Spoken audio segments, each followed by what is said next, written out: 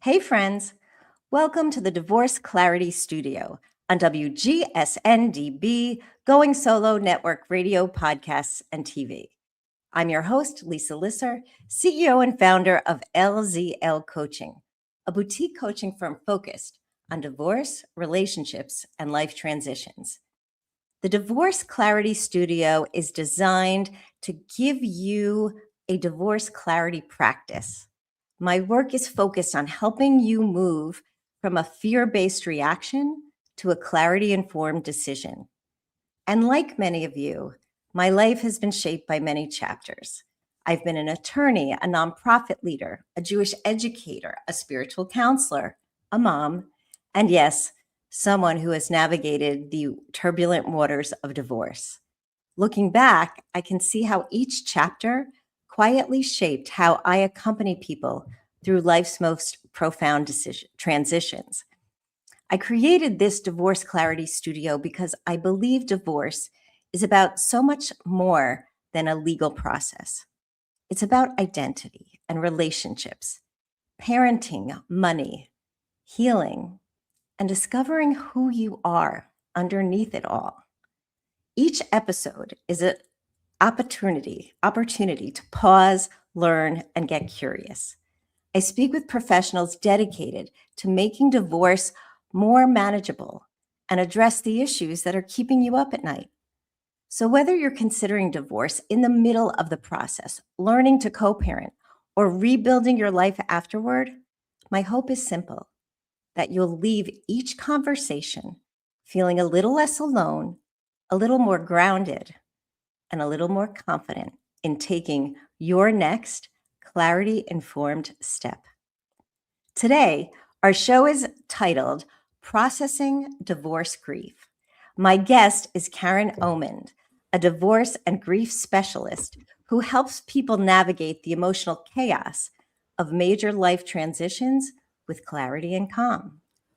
She has degrees in sociology and thanatology, which is the study of grief and loss, and she prepares her deep professional expertise with her own lived experience of rebuilding after loss. She's the co-founder of the Divorce Workshop, co-author of the Just Separated Workbook, and host of the Just Separated podcast. Expanding her mission to help people heal from profound heartbreak, Karen is also the author of a second book, Life Theft: Healing from Losses of Narcissistic Abuse, which is releasing in the fall of 2026. Karen, welcome to the Divorce Clarity Studio. Thank you for having me, Lisa. It's an honor to be here today. It's a pleasure to have you. We have so much to learn and share. So let's start at the top. Divorce and grief. Divorce grief is so complicated. You're grieving so many different aspects of your life and your identity. So can you share how you got into this work and what's your story? So that's really like to do a short synopsis of what. So I'm also divorced, and it was a very antagonistic divorce. But I got my degree while I was in that transition time of deciding whether to finally leave, right? So I went to a legal workshop while I was getting my degree, and it was a bunch of lawyers, right? And they were talking to all of us, and they said, what are you doing? And I said, I'm studying thanatology. And just like everybody else that's listening, they're going, what is that? And I said to lawyers, it's about grief, death, loss, and stuff. And they went, oh, well, we really need this in divorce. And I was like, we do? And this was probably 9 years ago. And they said, yes, there's a lot of loss here that isn't talked about. So moving forward, I get separated. I work with people. I get my degree. I start helping people that are death loss. But then I started seeing some people coming to me for relationship losses. And then I went through my own processing of everything that I've gone through in my life with my childhood and as well as my marriage. And I remember saying to myself, there's a lot of grief that is not talked about. There's a lot of layers of divorce grief. There's a lot of talk about the legalities and the financial, and yes, that's vital. But I don't think there's enough talk about what we actually have really to deal with. And that's the death of a relationship. You know, it was hard for me, just like all of our listeners. If like I left Lisa, and it was still hard for me, and he was antagonistic, so that even makes it more complicated, right? So that is my story. I think I have a passion to help people understand that there is divorce grief, and I think if you can work through that grief, then you're going to recover better instead of pushing it down, which we have done for a lot of years. Haven't acknowledged the grief. No, I think that, well, first of all, thank you for sharing your story. I think that's fascinating that you were studying thanatology. And again, what is it? And that the lawyers actually recognized that this is something that goes untouched during the divorce process. Because people will go to a therapist to deal with their issues, but they're not really talking about the grief issues, the loss of the relationship, as you say. And like you, I was the one who chose to leave, but there was still so much grief in my identity and who I thought I was and who I was supposed to be and what happens next. And all of that kind of gets buried underneath the details of the money and the parenting plan and where we're going to live. Selling a house has its own grief because after living in a family home for 16, 20 years, you're attached to the place. And yeah, definitely. So all of those feelings impact your decision-making process. And, I remember learning that when you're going through grief or a big life transition, you shouldn't make any major life decisions. And yet in divorce, you have to make all of your life decisions. Every decision is a major decision. So can you talk a little bit about that?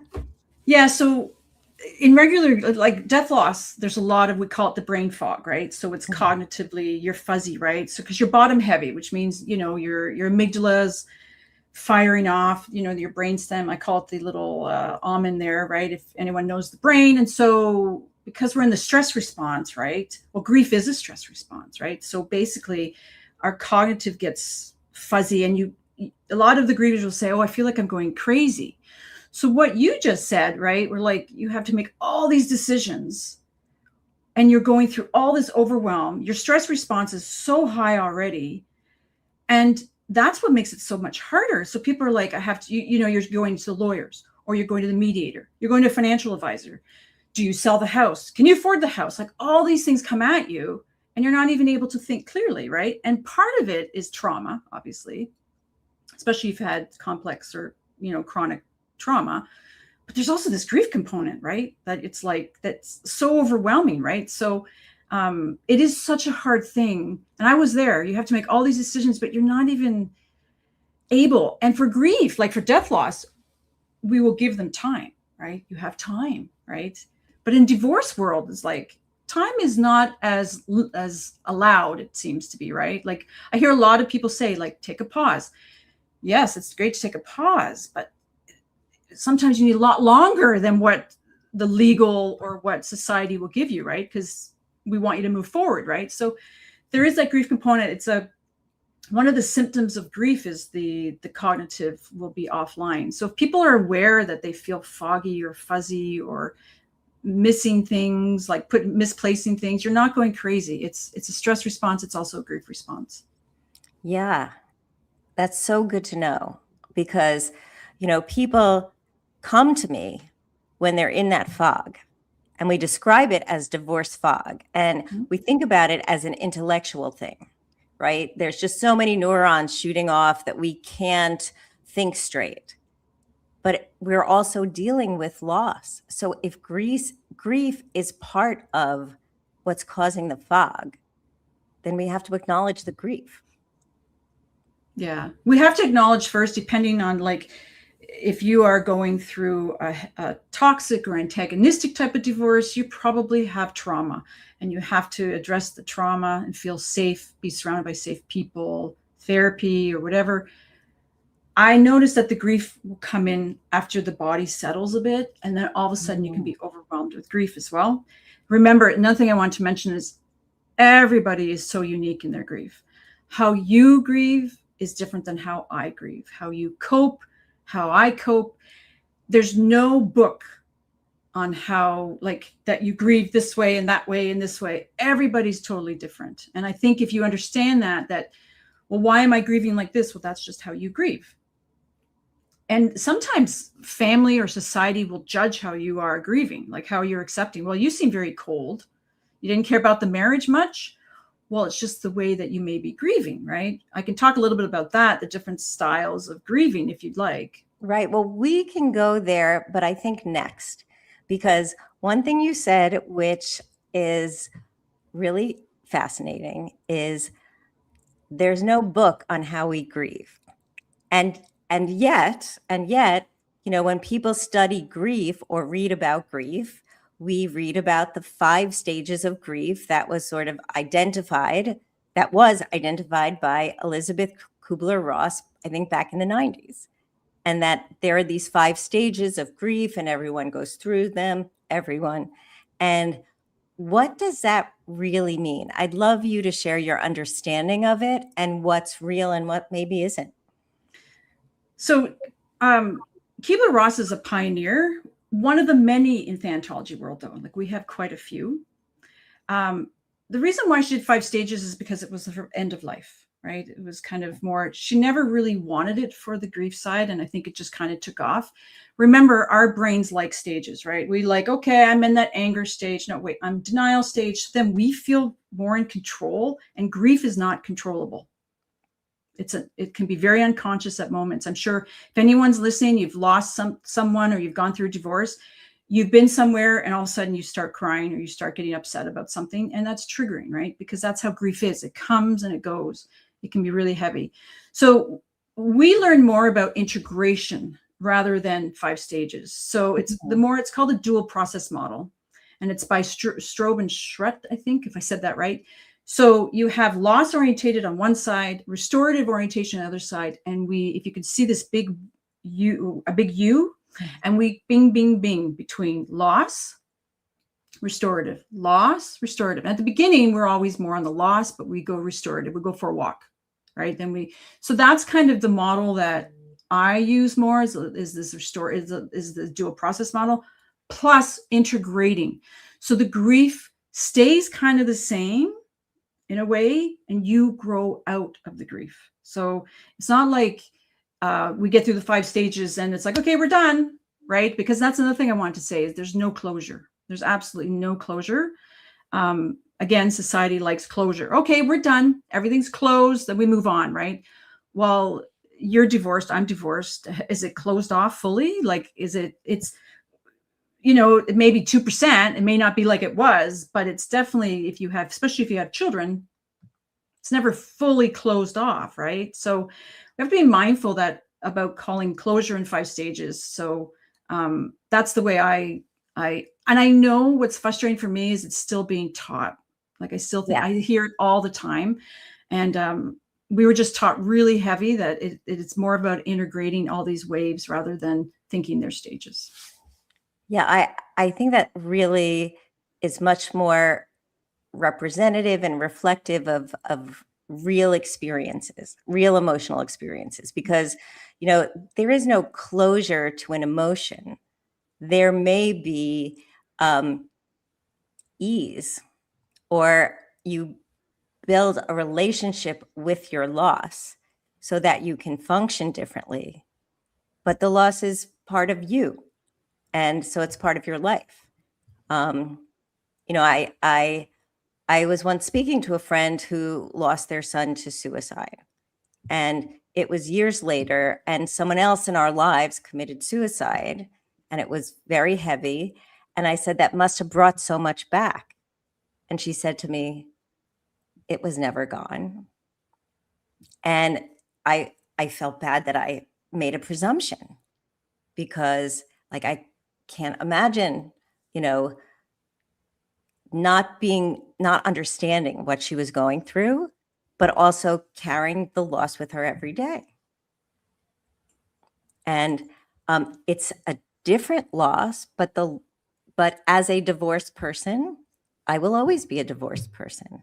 So I will carry that side of my story with me. And at different times, I once wrote a blog post. I thought I would be over this by now. And it was about how 6 years later on Thanksgiving, I was doing something and it hit me. And I felt it just as strongly and primally as I did when we first started. And I felt almost outside of myself because I didn't think that was supposed to happen. But these are how our bodies respond to stimuli, right? To emotional connection. I think that's why I have a real passion for people to understand in the divorce world as lawyers, coaches, financial, whoever, but also everyone that's going through what you and I've gone through. It's so much bigger than just signing the papers, right? Like, that's why I'm like, and I don't even know that there's been enough research in it in the divorce grief world. Like, there's a little bit, but it's not.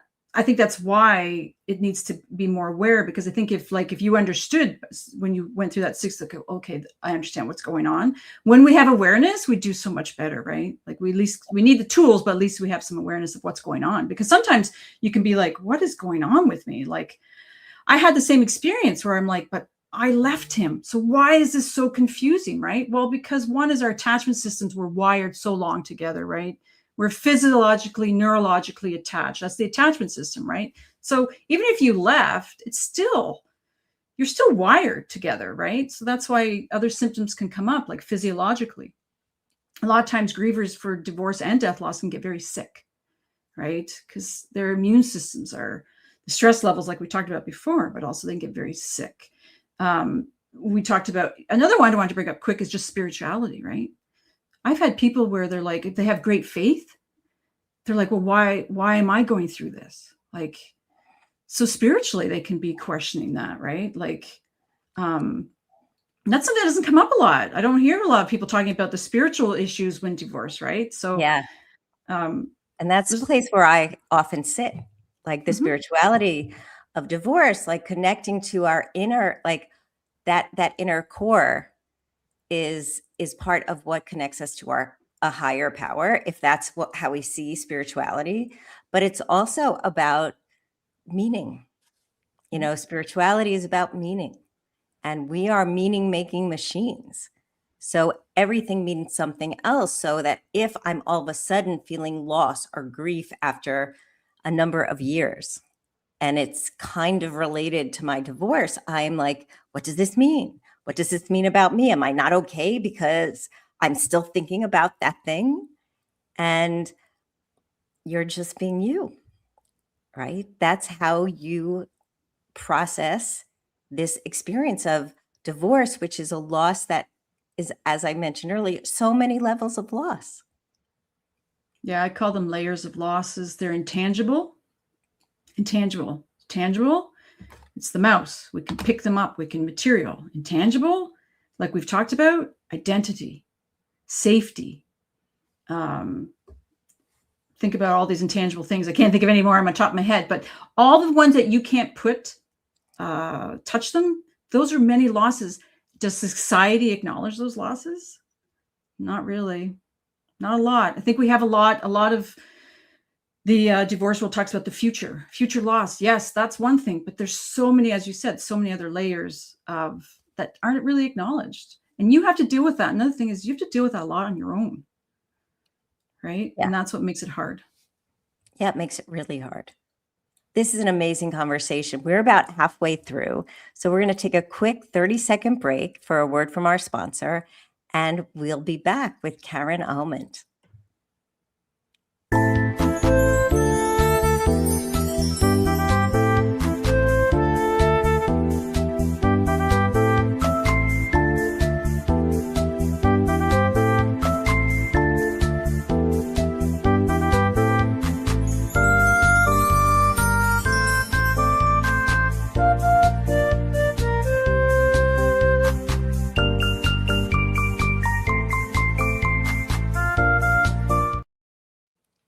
And we're back with Karen Omand, who is an expert on divorce grief, as well as end-of-life grief.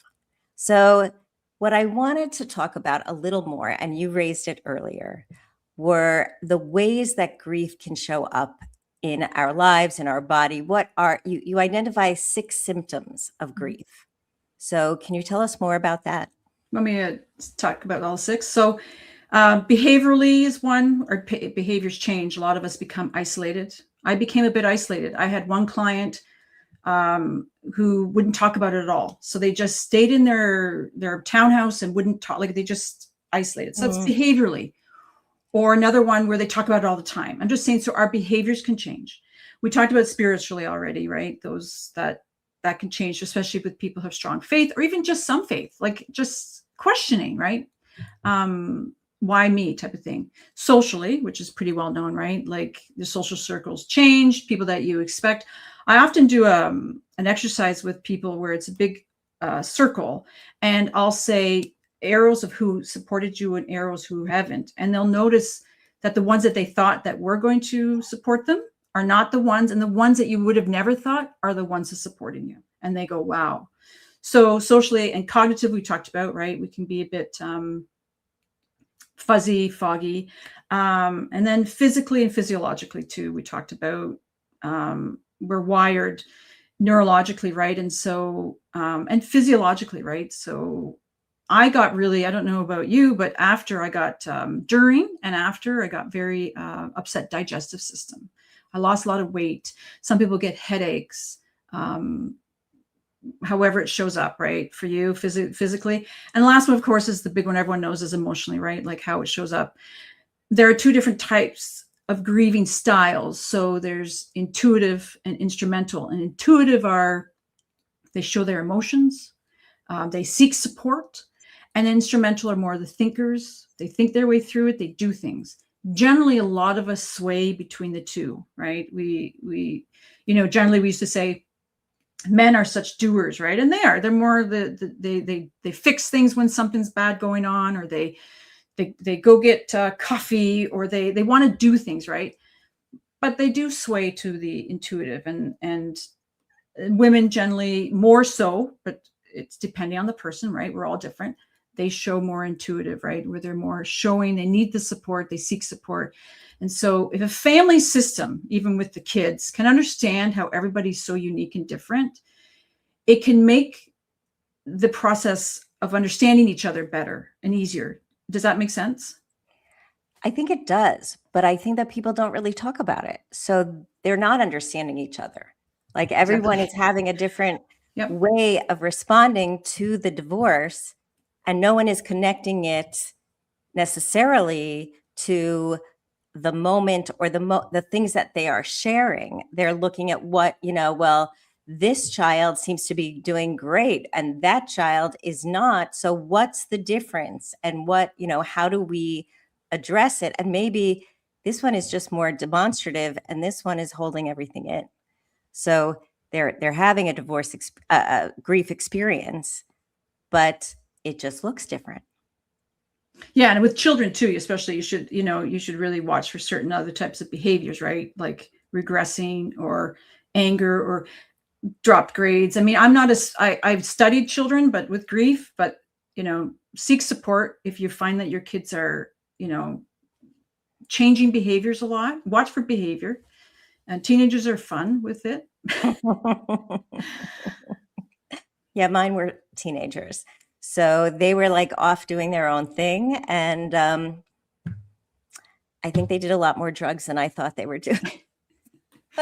They're fine now, but or relatively fine. No, but it was about self-soothing and how do they assert their own agency? Because when it comes to divorce, the children feel like they have no control because this is something that happened to them and not something they were part of the decision-making process. And even when you're the one who decides to leave, you sometimes feel like your circumstances happen to you, and how you respond to those circumstances like defines whether you were the one who finally leaves because there have been instances happening in the relationship that, if you continue, you will be continually abused. And there's a whole piece to that. And I guess that brings us to your book, Life Theft, which is about grief and recovery in narcissistic or antagonistic divorces. So tell us about that. So I think before we start recording, I said to you, I really wasn't thinking of a second book. We had spent 2 years on Just Separated, which is a great foundational book for those beginning that process and stuff. And I thought, but what happened was I started writing a blog series because I'm a writer, right? And I started writing and I wrote 6 or 7 series of blogs. And this was early fall. And I went, Karen, there's something here, right? And so something told me to do it, and I've been working on it. And it's a self-memoir, self-help book in the view of grief and narcissist antagonistic.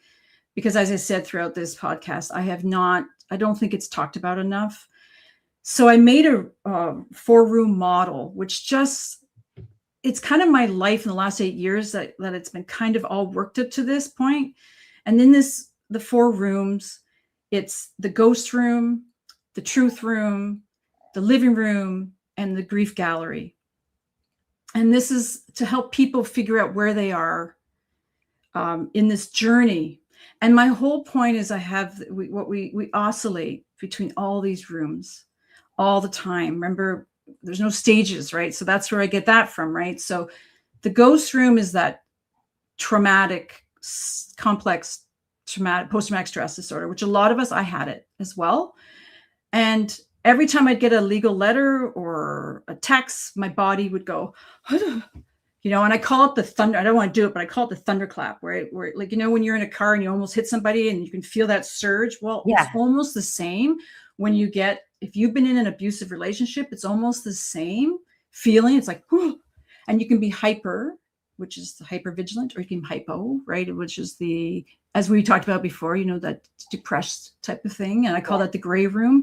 So that's the ghost. And I call it the ghost because they come in like a ghost. You don't know why. Your body responds. You don't know. Remember, like, why am I so upset?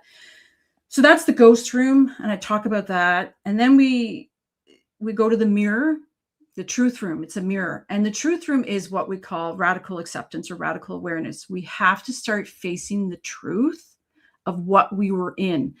And this is also my childhood as well. For me, it was both my childhood and my marriage. And the truth room is a really tough room to be in.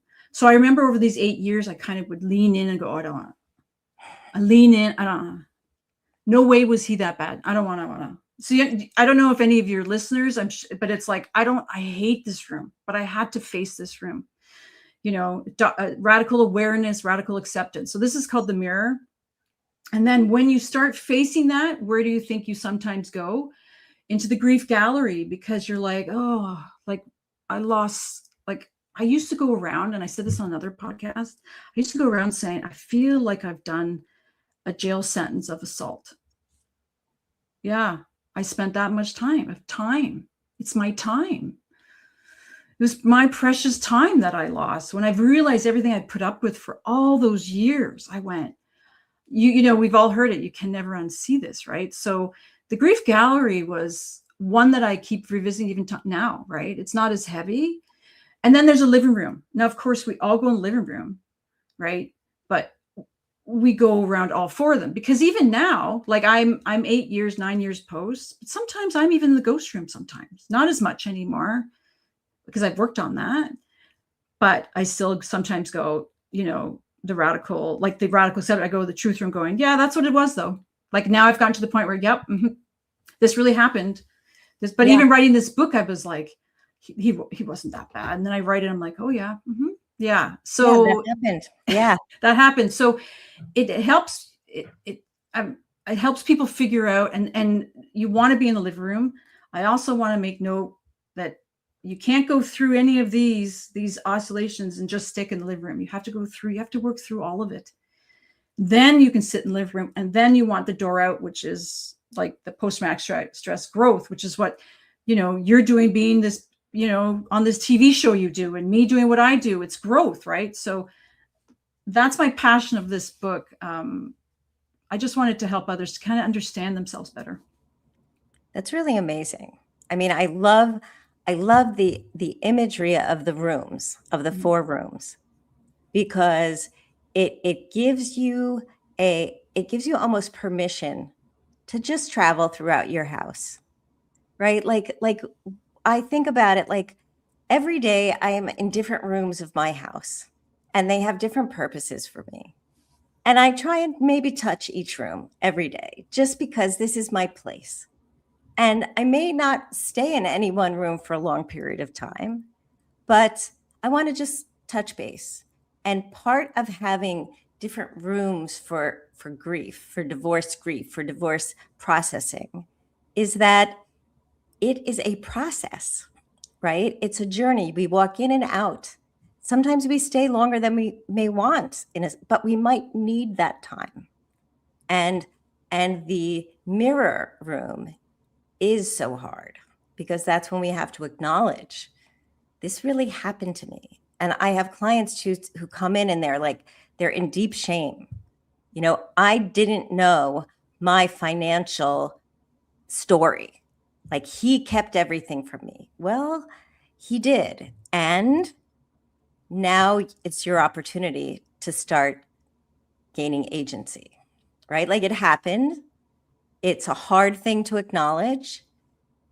And you can move into the living room and take your next steps.